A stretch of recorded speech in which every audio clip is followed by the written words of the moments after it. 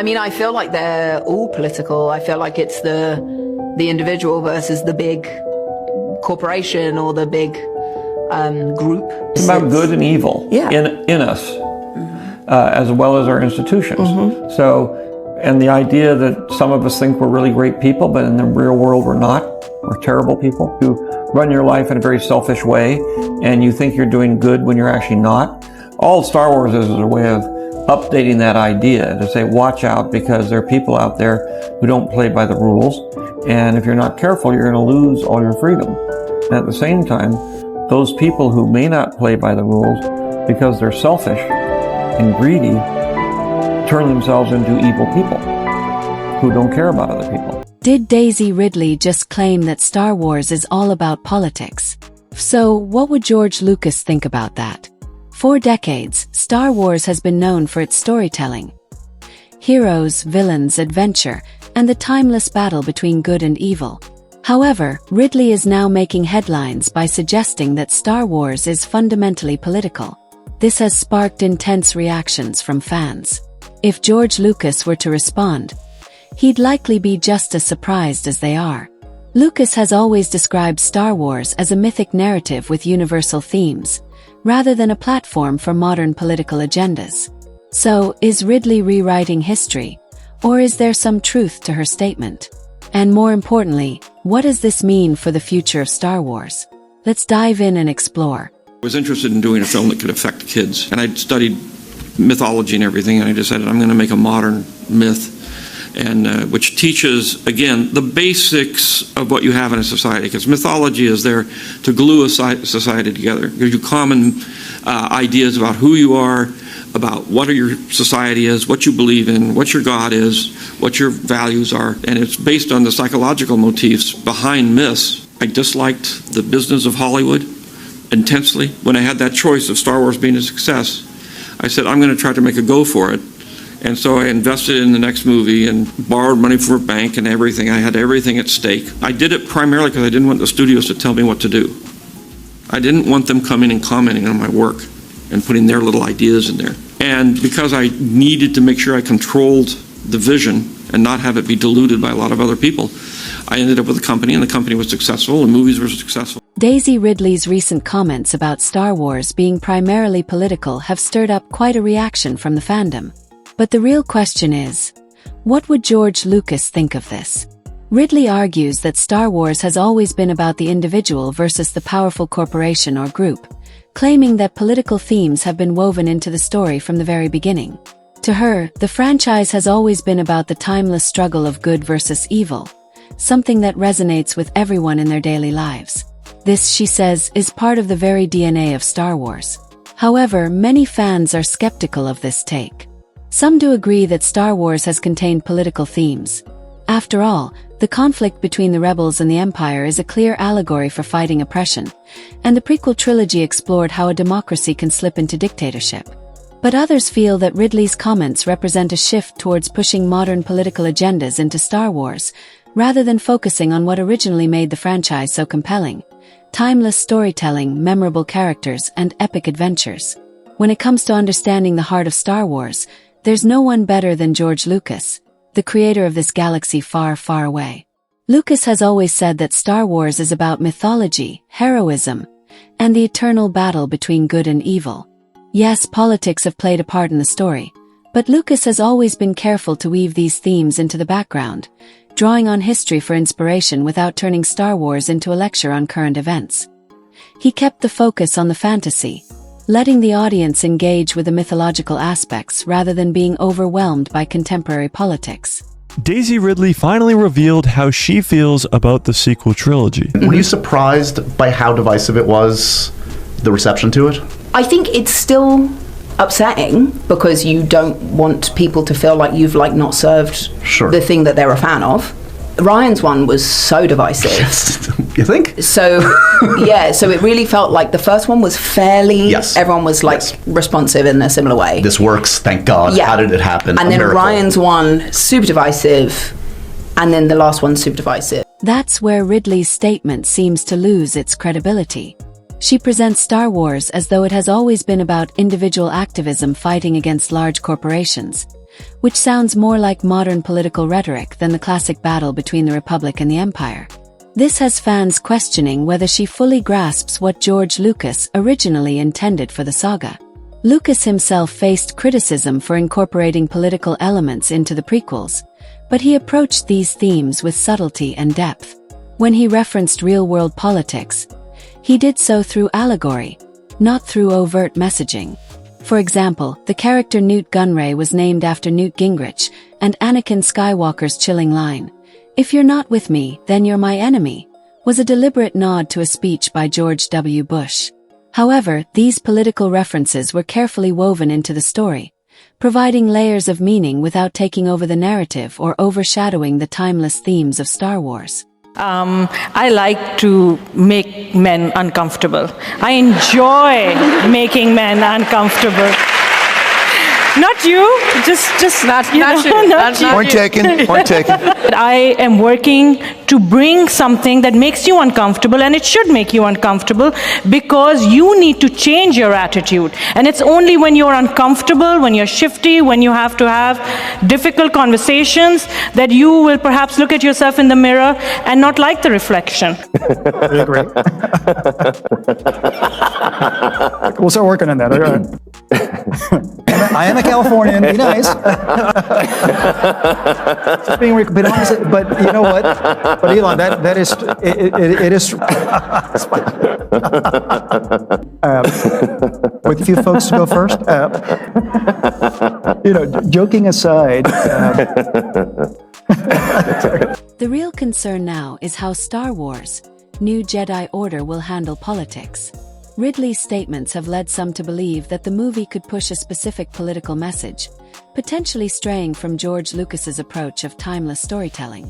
Fans are already skeptical, especially since the film's director, Charmaine Uy-Choi, is known for her political activism.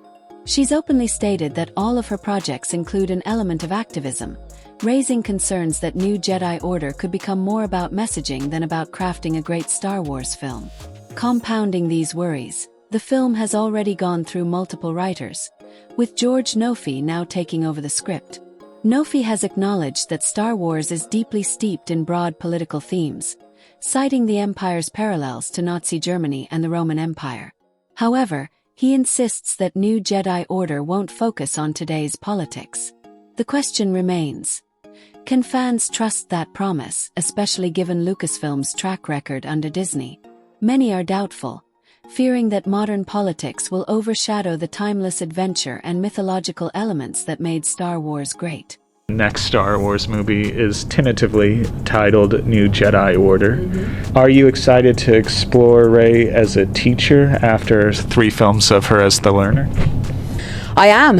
It's very strange. I've gone off and done lots of different sorts of films. I feel like I've learnt a lot and grown a lot, I would hope, as an actor. I think it will feel like baby steps again. Like, I think it will feel like sort of starting at the beginning, because I'm like, but yes, I'm very excited.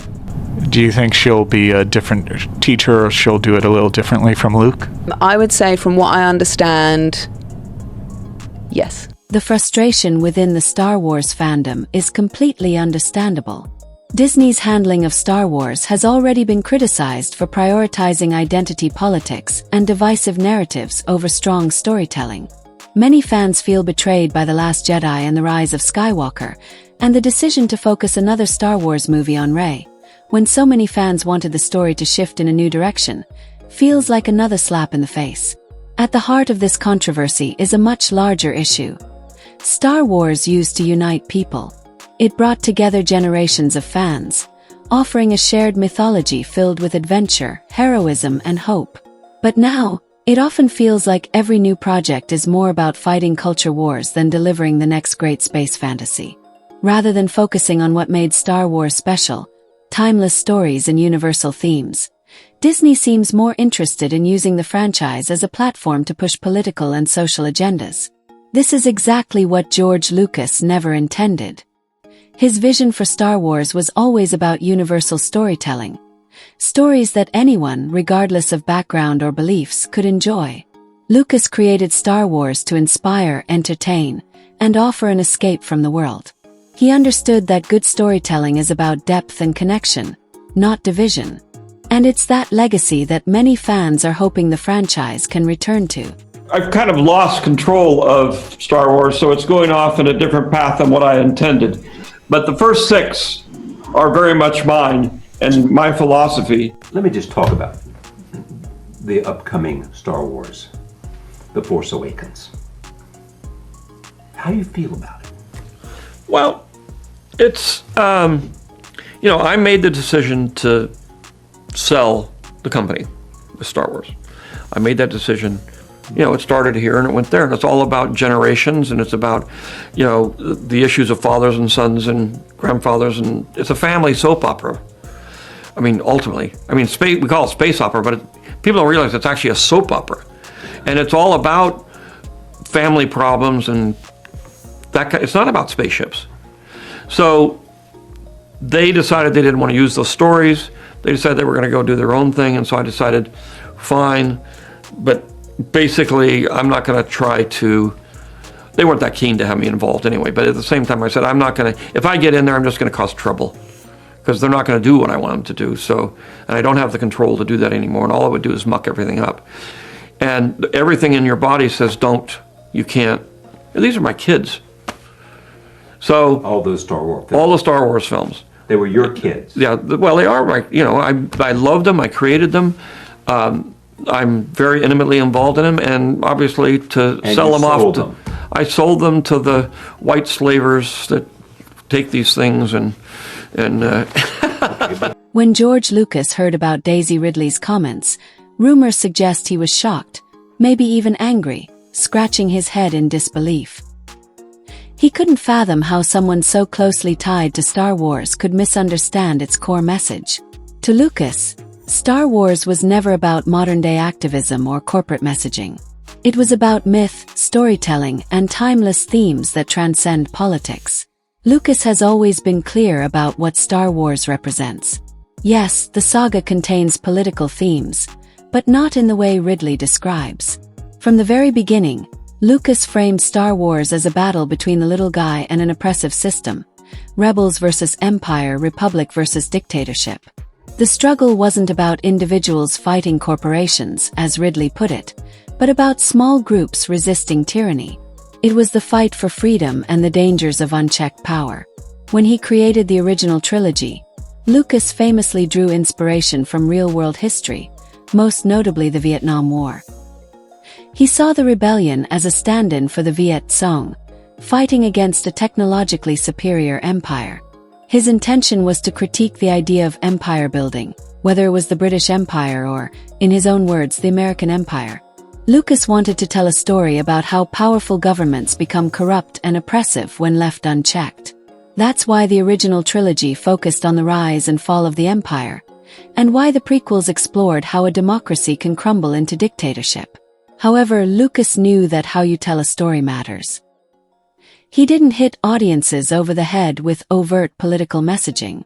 Instead, he wove political themes into the backdrop through allegory and world building, rather than direct modern-day parallels. His goal was always to make Star Wars timeless, not tied to any single era's political discourse. They decided they didn't want to use those stories. They decided they were going to go do their own thing, and so I decided, fine, but basically I'm not going to try to. They weren't that keen to have me involved anyway, but at the same time I said, I'm not going to, if I get in there, I'm just going to cause trouble because they're not going to do what I want them to do. So, and I don't have the control to do that anymore, and all I would do is muck everything up. So I said, okay, I will go my way and I'll let them go their way. But I knew there's 3 more stories, and I knew that was going to probably take, to do it right would take about 10 years. And I said, I'm 70. I don't know whether I'll be here when I'm 80. Every 10 years the odds get less. And so I said, and I'm not ready to do that because I want to do these other things. So I have to make the decision on my own that it's time for me to move on. That's why Lucas used subtle political nods in his work. He wasn't trying to push an agenda, but rather offering small references for those paying attention. For instance, he named Newt Gunray after Newt Gingrich and included a reference to Senator Trent Lott. These were inside jokes, not agenda-driven narratives. Similarly, when Anakin Skywalker declared, "If you're not with me, then you're my enemy," it was a pointed reference to George W. Bush's post-9/11 speech. Yet, it still fits seamlessly within the larger story of Anakin's downfall. Lucas never allowed these elements to overshadow the main themes of the saga: heroism, sacrifice, and the fight for freedom. So, when Ridley claimed that Star Wars is fundamentally political and framed it as individuals versus corporations, it's no wonder fans were frustrated.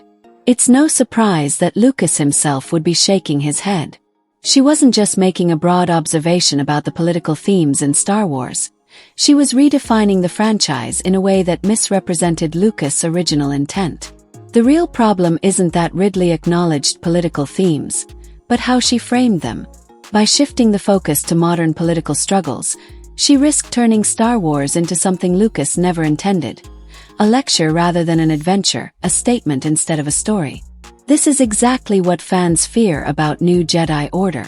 The director, Charmaine Uy, has openly stated that activism is a core part of her work, raising serious concerns that the new Star Wars movie may stray from Lucas' nuanced approach and instead push heavy-handed political messaging that could alienate fans. While screenwriter George Nofi has tried to assure audiences that the film won't focus on modern-day issues, many remain skeptical. This isn't just about one comment from Ridley. It's about the direction of the entire franchise under Disney's leadership. Star Wars has become more divisive than ever, and fans don't want a movie that preaches to them. They want a story that inspires them. Lucas understood that Star Wars should be an escape, a mythology that brings people together, rather than pushing them apart. And here's what Steven said. He said, "It is the moment in which the entire industry changed. Star Wars is the moment when the industry changed." Well, it changed for the good and for the bad. Yeah. And, you know, it's again, when you invent things, well, you don't invent things, I don't know, but when you bring new things into a society, you can either, it's like the balance of the force. Yeah. You can either use it for good or you can use it for evil. And what happens when there's something new, people have a tendency to overdo it. They abuse it. Now, there were two things that got abused with Star Wars, and it's still being abused. One, when Star Wars came out, everybody said, "Oh, it's a silly movie, it's just a bunch of space battles and stuff. It's not real. There's nothing behind it." And I said, well, there is stuff behind it. It's not just a space battle. There's more to it than that. It's much, much more complicated than that. But nobody would listen. So they just said, "Oh, well, it's simple, and we like the spaceships, we like the stuff." So they said, fine. So the spaceships and that part of the science fantasy, whatever, got terribly abused. And of course, everybody went out and made spaceship movies. And they were all horrible, and they all lost tons of money. And you say, well, you know, there's more to it than that. You can't just go out and do spaceships. And the other part which is the technology, which is, oh, we'll just take this new technology, it's great. You know, especially when it came down later to digital technology, where you can really do anything. And then people just abused it all over the place, which they did with color, they did with sound. Whenever there's a new tool, everybody goes crazy, and they forget the fact that there's actually a story, and that's the point. You're telling a story using tools. You're not using tools to tell a story. You understand that? I do. The point was, the other thing that got abused, naturally in a capitalist society, especially in an American point of view, which is the studios and everything said, well, wow, we can make a lot of money. This is a license to kill. And they did it. They just simply, and of course the only way you can really do that is not take chances. Only do something that's proven. Let's not do any, so we got to remember, Star Wars came from nowhere. American Graffiti came from nowhere. There was nothing like it. Now, if you do anything that's not a sequel, or not a TV series, or it doesn't look like one, they won't do it. They say, we want something that we know. So that's the downside of Star Wars. That's the downside of Star Wars, and it really shows an enormous lack of imagination and fear of creativity on the part of an industry. If George Lucas were to react publicly to these recent developments, he would likely remind everyone why he created Star Wars in the first place. It wasn't about pushing political agendas. It was about adventure, heroism, and the universal battle between good and evil. He'd likely be disappointed to see his legacy misunderstood and twisted into something he never intended. The truth is, Star Wars doesn't need modern politics injected into it to be meaningful. It already carries powerful messages about freedom, hope, and resistance against oppression. But if Lucasfilm continues down this path, forcing current-day activism into the story instead of letting it unfold naturally, the result will be a franchise that feels less like Star Wars and more like a corporate lecture. Fans are already losing faith, and if Lucas' vision continues to be ignored, New Jedi Order could very well be the final nail in the coffin. Fans are deeply concerned about the direction of Star Wars, New Jedi Order, and for good reason. The film is being directed by Charmaine Uy-Choi, a filmmaker known for her strong political activism. She has openly stated that all of her projects include elements of activism, which raises serious questions about whether this film will follow George Lucas' approach of weaving political themes subtly into the story, or if it will push a modern political agenda that risks taking audiences out of the Star Wars universe entirely. George Lucas finally breaks his silence on Disney's Star Wars. He says a lot of the ideas got lost. You know what? Let's just go to the clip. The Force. Nobody understood the Force. Nobody, what they do is, and then they started other ones when I sold the company, and they, a lot of those ideas that were in there sort of got lost. But that's the way it is. That is just like so hard to listen to. Do you hear in his voice how sad he is that like they're changing and ruining his baby, like what he created now? At the same time, it's like a little hard to feel bad for him because he sold it for like $4.5 billion, right? Like he sold it for billions of dollars. It was his choice to sell it. Like once, he sold it to them, he has no say anymore, right? But like at the same time, I imagined like Iger and Kathleen Kennedy were being like, don't worry, we're going to take care of it for you. It's in good hands, yada, yada, yada. Hell, like Iger even said that to him in like his memoir and all that stuff. So like, he probably feels a little shysted over here being like, dude, you guys said you were going to handle it like, with care, and you're not handling it with care. Anyway, let's read his full quote because that clip didn't capture everything. So what he fully said was this: I was the one who really knew what Star Wars was, who actually knew this world, because there's a lot to it. Yes, of course, because he's the creator of Star Wars. Anyway, he goes on to say, the Force, for example, nobody understood the Force, he said. When they started other ones after I sold the company, a lot of the ideas that were in the original sort of got lost. But that's the way it is. You give up. You give up. Again, that's heartbreaking because you can tell like he is really upset that they are butchering his baby, his creation. Like this is the guy, the sole man responsible for Star Wars. It's so freaking crazy. Lucas understood that politics and Star Wars should serve the story, not overshadow it. But under Disney, many fans feel that Star Wars has become more about messaging than myth. But though Choi at the helm, there is growing fear that New Jedi Order won't be a classic Star Wars adventure, but rather another divisive project that prioritizes ideology over storytelling. Screenwriter George N-Fai has tried to reassure fans by claiming, the movie won't focus on modern-day politics directly. He insists that New Jedi Order will stay in universe and focus on class Star Wars themes. However, given Lucasfilm's track record in recent years, many fans remain skeptical. They've seen promises like this before, only to be disappointed when the final product felt like a lecture rather than an epic space adventure. At the core of this debate is a simple question: will this movie honor George Lucas' legacy, or will it continue the trend of politicizing Star Wars in a way that divides the fan base? Daisy, are these recent comments suggest that the movie may lean too far into modern political themes, and that's exactly what fans don't want. They want compelling storytelling, rich characters, and an adventure that transports them to a galaxy far, far away, not a film that feels like it's preaching to them. So now it's up to you. Do you think George Lucas would approve of this direction, or is this just another example of Hollywood misunderstanding what made Star Wars great in the first place? Will New Jedi Order unite the fan base, or will it push them even further apart? Let us know your thoughts in the comments below.